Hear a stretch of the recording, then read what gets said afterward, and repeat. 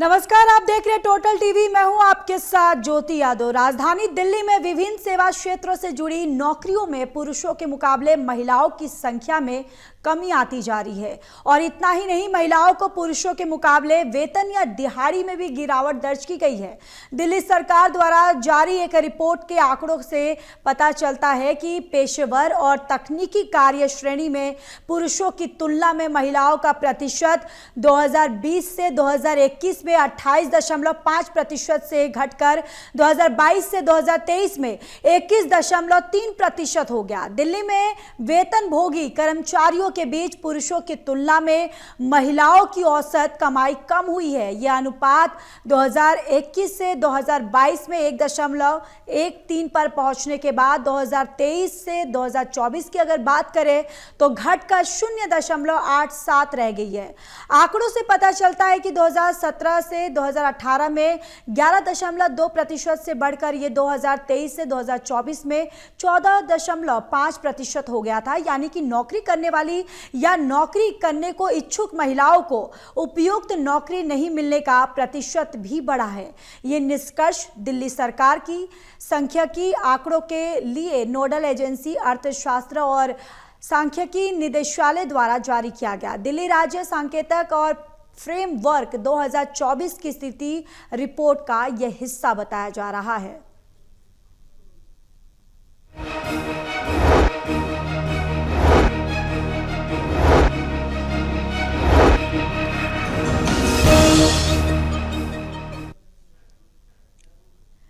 तो वहीं राजधानी दिल्ली में महिलाओं की नौकरियों और आय को लेकर एक अहम रिपोर्ट सामने आई। दिल्ली सरकार की रिपोर्ट बताती है कि सर्विस और टेक्निकल सेक्टर में महिलाओं की भागीदारी घट रही है और उन्हें पुरुषों के मुकाबले कम वेतन मिल रहा है।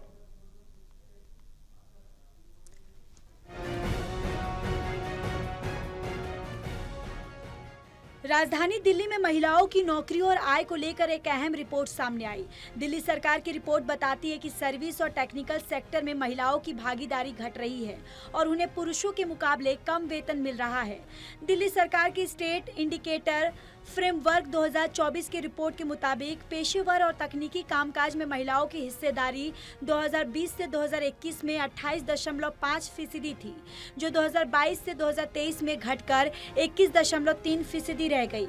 यानी राजधानी के नौकरी बाजार में महिलाओं की मौजूदगी लगातार कम हो रही है। वेतन के मामले में भी महिलाएं पीछे हैं। दिल्ली में औसत कमाई का अनुपात पुरुषों की तुलना में 2021 से 2022 में 1.13 था, जो 2023 से 2024 में घटकर 0.87 पर आ गया।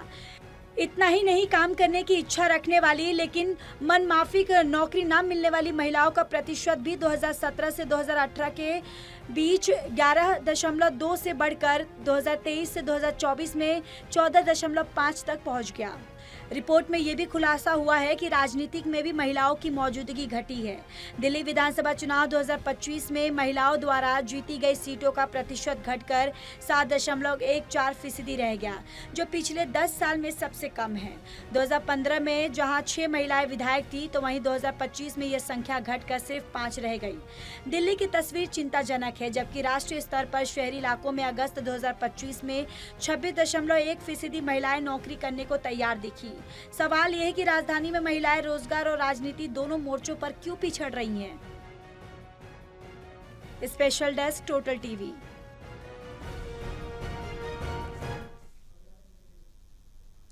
और इसी पर ज्यादा चर्चा करने के लिए हमारे गेस्ट भी जुड़ चुके हैं। तारुफ करवा देती हूँ, पुष्पा सिंह अध्यक्ष दिल्ली महिला कांग्रेस से हमारे साथ जुड़ चुकी हैं और प्रोफेसर राहुल राज आर्यन आप प्रवक्ता हमारे साथ जुड़ चुके हैं। सबसे पहले आप दोनों का बहुत बहुत स्वागत है टोटल टीवी पर। सबसे पहले पुष्पा सिंह जी, आपके पास आते हुए देखिए, लगातार जो रिपोर्ट अभी आए हैं वो काफ़ी चौंकाने वाले हैं। जिस तरीके से सर्विस सेक्टर में जो महिलाओं की भागीदारी है वो अब घटती हुई नजर आ रही है। देखिए, जब शीला हेलो जी, देखिए, जब शीला दीक्षित की सरकार थी, महिलाओं को बहुत रोजगार मिले थे। महिलाओं को आंगनवाड़ी में ले लो, किसी भी फील्ड में ले लो, हर फील्ड में महिलाएं अव्वल थी। और आज जो ट्रिपल इंजन की सरकार है और महिलाओं, खासतौर पर महिलाओं का स्तर हर हर फील्ड में स्तर गिरता जा रहा है, चाहे नौकरी का हो, रोजगार का हो, चाहे किसी भी चीज का लीजिए। आज महिलाएं, दिल्ली की महिलाएं खास तौर पे हताश है, महंगाई को लेकर भी, बेरोजगारी को लेकर भी। आज दिल्ली की महिलाएं अपने आप को ठगा सा महसूस कर रही है।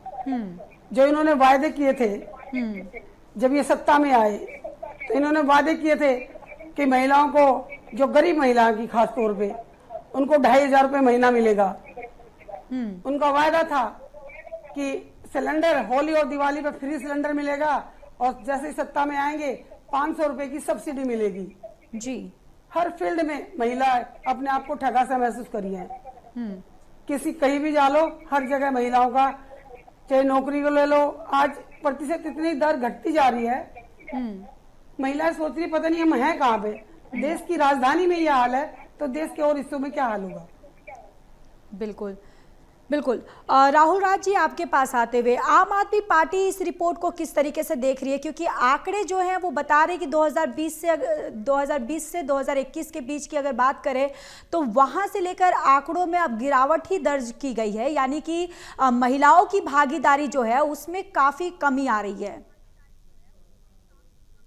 ज्योति जी नमस्कार, टोटल टीवी के तमाम दर्शकों को नमस्कार जी। देखिए, भारतीय जनता पार्टी का जो मूल चरित्र है, वो मूल चरित्र हमेशा से महिला विरोधी रहा है।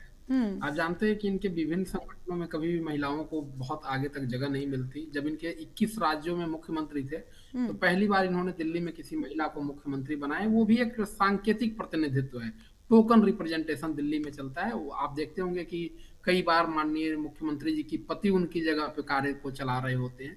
तो ये भारतीय जनता पार्टी की राजनीति का मूल चरित्र है। वो महिलाओं को पार्टिसिपेशन, महिलाओं को प्रतिनिधित्व में आगे नहीं आने देते। लेकिन समस्या सिर्फ इतनी तक, यहीं तक नहीं है। ये समस्या एक बहुत बड़े समस्या के रूप में सामने आने वाली है। दरअसल दिल्ली में लॉ एंड ऑर्डर को लेकर पिछले 12-15 सालों में जो हुआ है, उसने दिल्ली को एक अनसेफ सिटी के रूप में वर्ल्ड के मैप पे डाल दिया है। अब लोग यहाँ पे सुरक्षित नहीं महसूस करते हैं, सेफ्टी का कंसर्न बहुत ज्यादा है। इवन रोजगार होने के बाद भी लोग घर से बाहर निकलना सुरक्षित नहीं समझते। और खास करके जब हम सर्विस सेक्टर में बात करते हैं ज्योति जी, शिक्षा, स्वास्थ्य, बीमा, आईटी, पर्यटन, होटल प्रबंधन, ऐसे सेक्टरों में जहाँ पे नाइट शिफ्ट का भी प्रावधान होता है, खास करके बीपीओ क्षेत्र में, हॉस्पिटलिटी के क्षेत्र में, होटल मैनेजमेंट के क्षेत्र में, जहाँ पे नाइट सर्विसेज की भी डिमांड होती है जी। और वहां पे तो महिलाओं का जाना बिल्कुल ही सुरक्षा की दृष्टि से महिलाओं के लिए ठीक लोग नहीं मान रहे। ऐसे माहौल में आ गया है।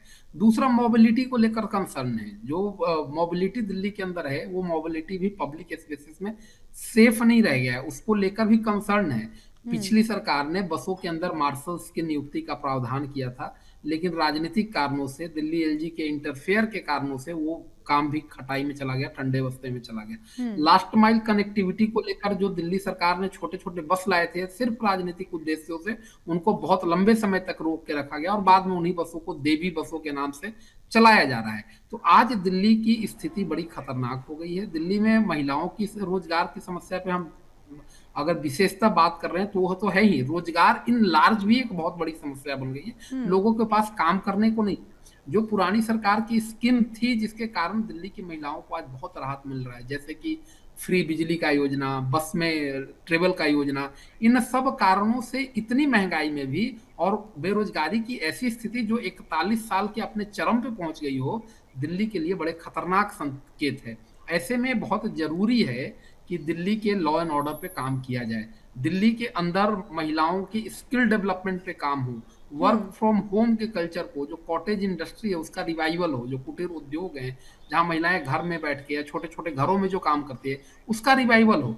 ट्रंप के टैरिफ वॉर के बाद से जो खास करके टेक्सटाइल इंडस्ट्री है, जैसे गांधीनगर के इलाकों में जींस बनते हैं या करोल बाग के इलाकों में, तो ट्रंप के टैरिफ के बाद से ये जो टेक्सटाइल की इंडस्ट्री है उसके ऊपर तो बहुत बुरा असर पड़ा है। और अब हमारी विदेश नीति देखिए कि हम चीन की तरफ झुक गए हैं। तो चीन के यहाँ से आने वाले जो बॉम्बार्डिंग होगी गुड्स की, उसके बाद तो छोटे छोटे स्मॉल स्केल मैन्युफैक्चरिंग वो तो बिल्कुल ही तबाह हो जाएंगे। तो एक तरफ ट्रंप का टैरिफ वॉर जिसके कारण हम बाहर टेक्सटाइल जैसे जो हमारा यूएसपी होता था उसको नहीं भेज पाएंगे। और दूसरी तरफ चीन की तरफ बढ़ती हमारी जो दोस्ताना संबंध बढ़ रहा है, उसके कारण डंपिंग जो मैन्युफैक्चरिंग सेक्टर में होगा, छोटे छोटे घरेलू उद्योगों के लिए, आप देखते हैं कि लाइट्स, लरियां, प्लग, झालर, इन सारे सेक्टर में जो डंपिंग होगा, ये दिल्ली के रोजगार के लिए बहुत बुरा होने वाला है। तो अब ये आप ये समझिए कि दिल्ली तो एक सैंपल है इन लार्ज पूरे देश में हमारी भ्रमित विदेश नीति का परिणाम है जो देखने को मिल रहा है। और उससे उसके ऊपर भारतीय जनता पार्टी की जो रिग्रेसिव माइंडसेट है महिलाओं को लेकर, जो पुरानी सोच है, उसके कारण भी रोजगार को लेकर बहुत सारी समस्याएं आने वाली है। और इन सब पे करेले पे नीम चढ़े का काम दिल्ली का लॉ एंड ऑर्डर कर रहा है। दिल्ली के लॉ एंड ऑर्डर के कारण महिलाएं खुद को घर से बाहर निकलना सुरक्षित नहीं समझती है, इसलिए रोजगार के कुछ उपलब्ध अवसरों की तरफ भी वो हाथ नहीं बढ़ा रही है, जो कि वास्तव में बहुत ही चिंताजनक खबर है। तो हमें बहुत जल्दी जागने की जरूरत है। दिल्ली जी। देश की राजधानी है, हम अर्थव्यवस्था का दावा कर रहे हैं, तो हमें लॉ एंड ऑर्डर के मोर्चों पे, मैन्युफैक्चरिंग के मोर्चों पे, सर्विस सेक्टर के मोर्चों पे, और सबसे ज्यादा परसेप्शन के मोर्चे पे एक लंबी लड़ाई के लिए तैयार रहना होगा। बिल्कुल। जो पुष्पा जी, आपके पास आते हुए, देखिए ये तो कामकाज की बात हो गई। अगर महिलाएं जो हैं कहीं ऑफिस में काम करती भी हैं तो वेतन जो है, वेतन भी एक बहुत बड़ा मुद्दा है कि उनको पुरुषों के मुकाबले उतना वेतन नहीं मिलता है। चाहे डिपार्टमेंट सेम हो, काम सेम हो, लेकिन पुरुषों को वेतन उनके कंपैरिजन में ज़्यादा दिया जाता है। यानी ये भी एक बहुत बड़ा मुद्दा है।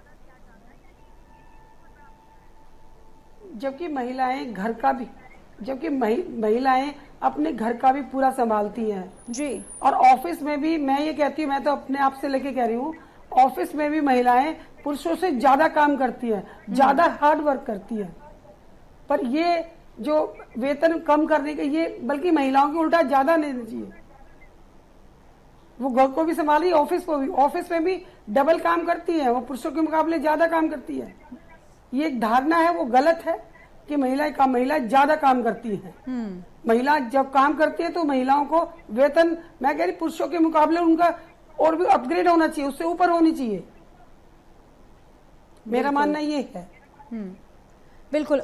राहुल राज जी, देखिए अगर हम राजनीति की बात करें, राजनीति में भी अगर देखा जाए तो महिलाओं की भागीदारी में आंकड़े जो हैं, ये आंकड़े जो सामने आए हैं, राजनीति में भी जो महिलाओं की भागीदारी है उसमें भी गिरावट नजर आई है। देखिए ज्योति जी, मैंने आपको पहले ही कहा कि जब जब भाजपा जहां भी मजबूत होगी, मैस्कुलिन कल्चर है भारतीय जनता पार्टी की पॉलिटिक्स का। मैं भारतीय जनता पार्टी और खास करके इंडियन पॉलिटिक्स का विद्यार्थी रहा हूँ। मैस्कुलिन नेचर है उनकी पॉलिटिक्स का। वो टोकन, उनकी टोकन जो रिप्रेजेंटेशन की शैली है, जैसे कि अभी आपने देखा कि वाइस प्रेसिडेंट के पद को दक्षिण भारत से डाल दो, इसका ये मतलब नहीं है कि दक्षिण भारत का राजनीति में वो प्रतिनिधित्व की हिमायती। ये टोकन और symbolic politics Bharatiya Janata party की, वही पॉलिटिक्स वो दिल्ली के चुनाव में टिकट बंटवारे में भी करने को देखने को मिला। जिस तरीके से दिल्ली के मुख्यमंत्री के खिलाफ, आतिशी के खिलाफ उनका जो कैंपेन रहा, जिस तरीके से वो लोग गुंडागर्दी की स्टाइल अपनाते हैं, ऐसी पॉलिटिक्स महिलाओं को सूट नहीं करती है। दूसरी बात जो बहुत बड़ी बात और समझने वाली बात है, कल्चरल सोशल फ्रंट पे भारतीय जनता पार्टी जितना एग्रेसिव होगी, महिलाओं के लिए उतना ही रिग्रेसिव माहौल का निर्माण होगा। वो उस पुराने कल्चर को रिवाइव करना चाहते हैं जहां महिलाओं को घर के अंदर रहने को ही आइडियल रूप में वो लोग प्रोजेक्ट करते हैं। तो ऐसी स्थिति में बराबरी, जिसकी बात पुष्पा जी अभी कर रही थी, वो बराबरी हासिल कर पाना बड़ा मुश्किल होगा जब तक आप कल्चरल और सोशल फ्रंट पे रिफॉर्म्स के लिए तैयार नहीं है, जब तक आप पैट्रियार्की को पीछे छोड़ने को तैयार नहीं है, जब तक आपका ये माइंडसेट पितृसत्ता का चेंज नहीं होगा, तब तक आप समानता की बात सिर्फ आर्टिकल 14 में लिख देने से हासिल नहीं होगा। उसके लिए आपको वातावरण का निर्माण करना होगा। और जब भारतीय जनता पार्टी का मैस्कुलिन कल्चर राजनीति में हावी होता है, उसका असर बाजार पे भी देखने को मिलता है, उसका असर राजनीति में भी देखने को मिलता है। अभी आप चर्चा कर रही थी कि 4 या 5 विधायक ही रह गए हैं राजनीति में अभी, दिल्ली विधानसभा के राजनीति में, तो वो भी भारतीय जनता पार्टी के मैस्कुलिन कल्चर का ही रिप्रेजेंटेशन है। वो तो उनकी मजबूरी है कि देश के 21 राज्यों में सरकार चलाने के बाद कहीं एक महिला मुख्यमंत्री नहीं थी, तो उन्होंने टोकन रिप्रेजेंटेशन के रूप में दिल्ली में महिला मुख्यमंत्री को लेकर आए, वरना ये भी नहीं हुआ होता। और आप देखिए कि जहां जहां महिला मुख्यमंत्री होते हैं, भारतीय जनता पार्टी जरूरत से ज्यादा एग्रेसिव होती है। चाहे आप बंगाल का उदाहरण ले लीजिए, चाहे दिल्ली में अतिशी थी उनका उदाहरण ले लीजिए, तो ये भारतीय जनता पार्टी कभी भी महिलाओं को प्रतिनिधित्व में नहीं देखना चाहती। ये उनके मैस्कुलिन एजेंडे के अगेंस्ट है। तो भारतीय जनता पार्टी की पॉलिटिक्स में न तो बाजार में महिलाओं को उचित उचित माहौल मिलेगा, न तो राजनीति में उचित माहौल मिलेगा। और लॉ एंड ऑर्डर के मुद्दे पे आप देखिए, पिछले 11 सालों से दिल्ली में का लॉ एंड ऑर्डर गृह मंत्री के पास है, और दिल्ली का ऐसा परसेप्शन क्रिएट हो गया है पूरी दुनिया में। आपको कितने सारे रिपोर्ट्स है जो कहते हैं कि दिल्ली अब महिलाओं के लिए सेफ नहीं है। भारतीयों के लिए तो छोड़िए, विदेशियों तक के लिए दिल्ली सेफ नहीं है। ऐसी स्थिति में रोजगार के उपलब्ध अवसर होते हुए भी महिलाएं घर से बाहर नहीं निकलती, जिसके बहुत सारे सोशल, पॉलिटिकल, कल्चरल और लॉ एंड ऑर्डर के फ्रंट पे कारण हैं। तो दिल्ली को एक लंबी लड़ाई लड़नी है। एक तो भारतीय जनता पार्टी की मैस्कुलिन नेचर ऑफ पॉलिटिक्स से लड़ाई लड़नी है, दूसरा उनको अपने घर के अंदर जो कल्चरल एंड सोशल एक्सपेक्टेशन है उसके साथ भी लड़ाई लड़नी। हमारे को अपने को नर्चर पे भी काम करना है। आप, एक किताब है द सेकंड सेक्स करके, जिसमें कहा गया है कि स्त्री पैदा नहीं होती, बनाई जाती है। यहाँ तो कदम कदम पे महिलाओं का निर्माण होता है, कंस्ट्रक्ट होता है। उनको कहा जाता है आप लड़की हैं, आपको ये करना है, आप लड़की हैं, आपको ये पढ़ना है, आपको ये खाना है। तो जिस समाज में इस तरीके का कंस्ट्रक्ट होगा और जिस समाज में पॉलिटिक्स का मैस्कुलिन नेचर होगा, वहां पे ये समस्याएं बड़ी लाजमी है। लेकिन 21वीं शताब्दी में इन समस्याओं का अस्तित्व में होना बड़ा शर्मनाक है अपने आप। बिल्कुल। पुष्पा सिंह जी, आपके पास आते हुए जिस तरीके से आप राहुल राज जी को आप सुन रही थी, जिस तरीके से उन्होंने बीजेपी पर आरोप लगाया कि बीजेपी की जो सोच है कि महिलाएं जो हैं वो आगे नहीं जानी चाहिए, जो पैट्रियार्की उनकी सोच है, कहीं ना कहीं उसका असर जो है ये रिपोर्ट दर्शाता है, ये साफ तौर पर उनका कहना है। और जिस तरीके से मैंने भी अभी जिक्र करा, जो रिपोर्ट जिक्र कर रही है कि किस तरीके से अगर दिल्ली विधानसभा चुनाव की अगर बात करें, 2025 की बात करें, तो सिर्फ 5 महिलाएं सिर्फ विधायक बनी। और 2015 में से अगर बात करें 2015 की, तो वहां पर 6 महिलाएं जो हैं वो चुनकर आई थी। यानी कि साफ तौर पर ये रिपोर्ट पूरी तरह से चिंताजनक है, और कई ऐसी महिलाएं जो हैं उनको मन मुताबिक भी नौकरी नहीं मिल रही है। बिल्कुल, आप बिल्कुल ठीक कह रहे हैं। इसमें आप नो डाउट आप बिल्कुल ठीक कह रहे हैं, एकदम सटीक बात है। ये जब शीला दीक्षित की सरकार थी, उस समय जितना महिलाओं को बड़ा, महिलाओं के नाम राशन कार्ड, देखो शीला दीक्षित ने क्या किया, कांग्रेस की सरकार थी जब, महिलाओं के नाम राशन कार्ड, महिलाओं के नाम घर, महिलाओं के नाम, महिलाओं को एक हाउस टैक्स में भी एक रिबेट दिया गया, वो कांग्रेस की सोच थी। अब राहुल गांधी जी भी वही, जब सदन में वो कह रहे हैं कि जब 33% आरक्षण पास हो चुका है, उसको लागू क्यों नहीं कर रहे, वो सिर्फ कागजों पे ही रखा रहेगा। सत्ता में हो, पूर्ण बहुमत है, लाओ, सदन में ला चुके हो, कर चुके हो, अभी लाना चाहिए था ना विधानसभा में, लाते कि 30% महिलाओं को लेके आते जाते ना, इसको लेके क्यों नहीं आ रहे, क्या डर है? क्योंकि ये आज तक अपने संगठन में, मेन संगठन में महिलाओं की भागीदारी चाहते नहीं, महिलाओं को ये आगे बढ़ाना नहीं चाहते। इनकी सोच बहुत पुरानी है, बहुत पुरानी, ये आगे बढ़ना ही नहीं चाहते, उस सोच से आगे महिलाओं को आगे लाना नहीं चाहते। आज देश और दिल्ली में महिलाएं सब जान चुकी है, समझ चुकी है। इनकी सोच इतनी गिरावट जा रही है इनकी सोच पे कि महिलाओं के नाम से कुछ भी आगे करने के लिए डरते हैं, कभी महिलाएं हमसे आगे ना निकल जाए। राजनीति में आज चाहे बीजेपी की, चाहे कांग्रेस की, किसी भी पार्टी की महिला हो, जो निगम में 50% हिस्सेदारी जो दिलाई कांग्रेस की सरकार ने दिलाई, आज निगम में 50% महिलाएं हैं, वो कांग्रेस की देन है। ये भी लाए ना, हम आने वाले टाइम में हम भी कहें कि बीजेपी की सरकार थी और महिलाओं को विधायक में भी और सांसद में भी लाए और महिलाओं को दिया उन्होंने हक और अधिकार। जैसे हम गर्व से कहते हैं, इंदिरा गांधी जी ने, राजीव गांधी जी ने महिलाओं को आगे बढ़ाया, हर फील्ड में आगे बढ़ाया। ये भी कुछ करके दिखाएं, पर ये इनकी नीयत में खोट है।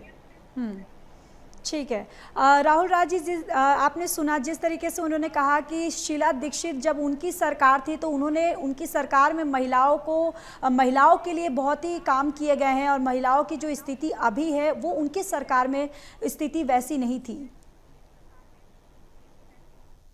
देखिए ज्योति जी, इसको फिलहाल मैं राजनीति से बहुत मतलब जोड़ना नहीं चाहता हूँ, क्योंकि महिलाओं की स्थिति के बारे में आप 2 महिला लोग हैं बात कर रही हैं, लेकिन एक बात हमें और समझना चाहिए। भारत की समाज की जो संरचना है, उस समाज की संरचना को राजनीति से ज्यादा एक सोशल रिफॉर्म्स की जरूरत है, एक सामाजिक रिफॉर्म्स की जरूरत है। हाँ ठीक है कि राजनीति सामाजिक रिफॉर्म्स का एक बहुत बड़ा रास्ता है, बहुत बड़ा जरिया है, लेकिन बहुत बड़े लेवल पे हमें सामाजिक सुधार की जरूरत है। आज देखते हैं हम कि बहुत जगह पे हमारे वर्क जो प्लेस है वो वर्क प्लेस ही सेफ नहीं है, जबकि उसके लिए कानून है, पॉस का कानून है, वीमेन सेफ्टी का कानून है, लेकिन वो कानून लागू नहीं होते। अगर कोई एक महिला अपने खिलाफ होने वाले किसी भी प्रकार के उत्पीड़न का, या आपने को याद होगा एक मी टू करके मूवमेंट चला था कुछ जी 2-4 साल की पहले की जी। बात है, वर्क प्लेस पे सेफ्टी को लेकर। तो आप देखिए कि उस समय कैसे कैसे सवाल आए थे कि भाई अब आप 2 साल बाद क्यों ये शिकायत कर रही हैं, 1 साल बाद ये शिकायत क्यों कर रहे थे, पहले क्यों चुप थी, आपने कौन सा फेवर उस समय लिया, आज वो फेवर नहीं मिल रहा है तो आप ये कर रहे हैं। तो दरअसल हमारे यहाँ महिलाओं को या तो देवी रखा गया या तो दासी रखा गया। महिला को डिग्निटी, जो समानता वाली डिग्निटी होनी चाहिए थी, वो डिग्निटी भारतीय समाज के सामाजिक संरचना से ही दूर है। राजनीति उस समाज सुधार का एक जरिया बने, बहुत अच्छी बात है, लेकिन मुझे ऐसा होता हुआ नहीं दिख रहा है कि राजनीति इस तरीके से कर पाएगी। सोशल रिफॉर्म्स बहुत जरूरी है। राजनीति की अपनी कंपल्सन है, विनेबिलिटी वहां पे इंपॉर्टेंट हो जाता है, जीतने की क्षमता क्या है। आप देखिए कि दिल्ली के मुख्यमंत्री के बगल में उनके पति बैठ के सरकार चलाते हैं, मुझे नहीं पता किस प्रोटोकॉल से सरकार चलाती है। ये दरअसल माइंडसेट है महिलाओं को पुरुषों के अधीन रखने का या उनके नीचे रखने का। इस माइंडसेट को आप कैसे बदल देंगे? आप ठीक है, आप कह रहे हैं कि हमने 50% निगम में दे दिया, लेकिन आप जानते हैं प्रधानपति निगमपति का कॉन्सेप्ट भी तो इसी समाज की देन है। तो अब इस रियलिटी को आप कैसे देखेंगे और इसको आप कैसे बदलेंगे? कानून की अपनी सीमा है, कानून की अपनी अनिवार्यता जरूरत भी है, लेकिन उसके साथ एक जब आप माइंडसेट को चेंज नहीं करेंगे, और उसके लिए जरूरी है एजुकेशन। पिछली सरकारों ने एजुकेशन को लेकर बहुत काम किया, और उसके से भी जरूरी है प्राइवेट एजुकेशन के बरक्स सरकारी शिक्षा को खड़ा करना। जी अब देखिए कि जब नई सरकार आई और किस तरीके से सार्वजनिक शिक्षा के ऊपर चोट किया गया, दिल्ली के प्राइवेट स्कूलों ने अपने फीस बढ़ा दिए। तो जब आप सरकारी स्कूलों को एम्पावर करते हैं, तो दरअसल आप समाज के एक बहुत बड़े हिस्से जिसमें लड़कियां शामिल है, जो कम या निम्न मध्यम वर्ग आय की शामिल होती है, उनको आप सीधे सीधे सशक्त कर रहे होते हैं। तो एजुकेशन के ऊपर काम करने की बहुत जरूरत है पूरे पैन इंडिया के लेवल पे, और पिछली सरकार ने, आम आदमी पार्टी की सरकार ने इसके ऊपर बहुत काम किया। खास करके सरकारी स्कूलों के ऊपर काम करने की जरूरत है, सरकारी यूनिवर्सिटी के ऊपर काम करने की जरूरत है। आप प्राइवेट यूनिवर्सिटी और प्राइवेट स्कूल को अगर जी बिल्कुल बिल्कुल। के ऊपर डिपेंडेंट पुष्पा रह सिंह जी जाएंगे, आपके पास आते तो हुए एक शिक्षा आखिरी के माध्यम कमेंट। से हम समानता। जी बिल्कुल, पुष्पा सिंह जी आखिरी एक कमेंट। जी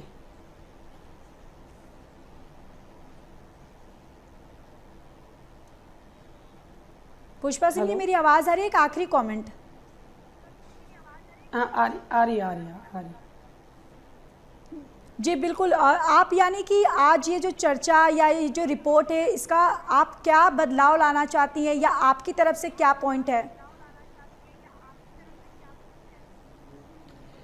मेरी तरफ से यही पॉइंट है कि महिलाओं का जो नौकरियों में कमी आ रही है, चाहे वो किसी भी फील्ड में हो, वो बढ़ना चाहिए।